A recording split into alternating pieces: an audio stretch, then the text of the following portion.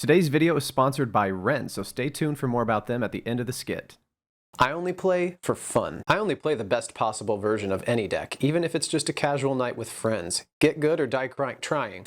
I built my deck without any resources, despite my overwhelming access to them. If you play a deck suboptimally on purpose, I will kick your neck off. Look up a list, let's not reinvent the wheel here. I don't care about winning, but if I lose to a meta deck, I will get angry. I had a cool tech choice, sure, but why would I veer away from an already solved winning deck list? Anything that's better than my deck is a meta deck, by the way. If I lose to a deck that nobody is actually playing competitively, it doesn't count. I want a long, drawn-out duel that ideally ends in a draw or an anime comeback on my end. I want duels that you need an IQ of 400 to fully understand. I refuse to play these broken, overpowered modern cards.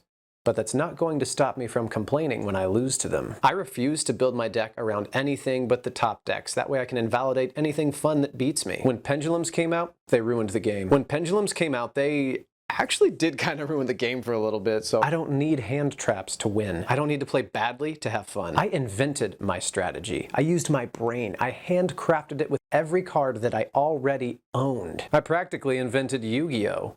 No, the deck has not won yet. But it could if I spent a long time in line to sell this trash deck to a vendor. I just lost a game with it. It's not supposed to do that. Someone else plays my deck?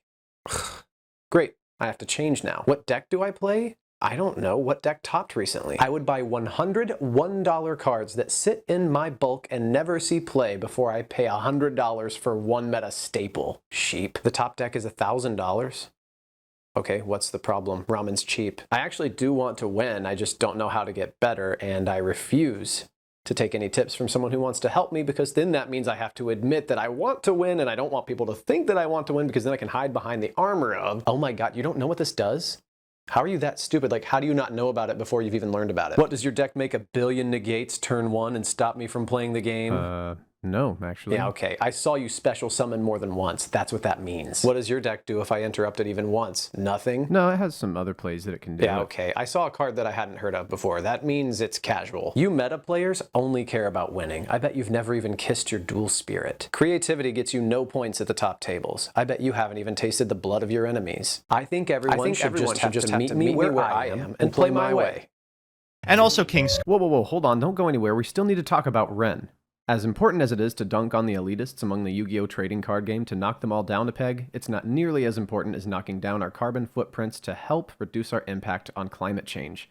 If you're a dumb idiot like me, though, the hardest part of this is, where exactly do I start? Which is why Ren is so helpful. Ren is a website that makes it easy to calculate and offset your carbon footprint. By answering just a few questions about your lifestyle, you can find out your carbon footprint and how to reduce it.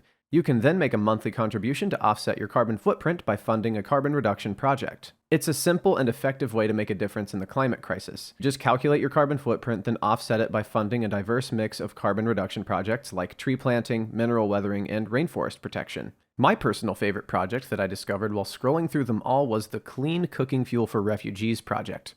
What can I say? I'm all about efficiency and multi-purpose, and this project, taking place in northern Uganda, is just that. It takes what would normally be harmful waste and reduces the amount and turns it into cleaner energy. So it's meeting the needs for people in a reliable, clean energy source for them, and it's efficient, but it's also simultaneously reducing the impact on their forests and burning 5.6 less tons of CO2 than normal wood-burning stoves. While weeding out all of the elitists within our card game can be extremely difficult, it is infinitely more difficult to stop climate change. But we can start helping today by learning more on Ren.co. You can sign up for Ren using the link in my description, and the first 100 people to sign up will have 10 extra trees planted in their name. Okay, now for the ending. And also King Scarlet was here.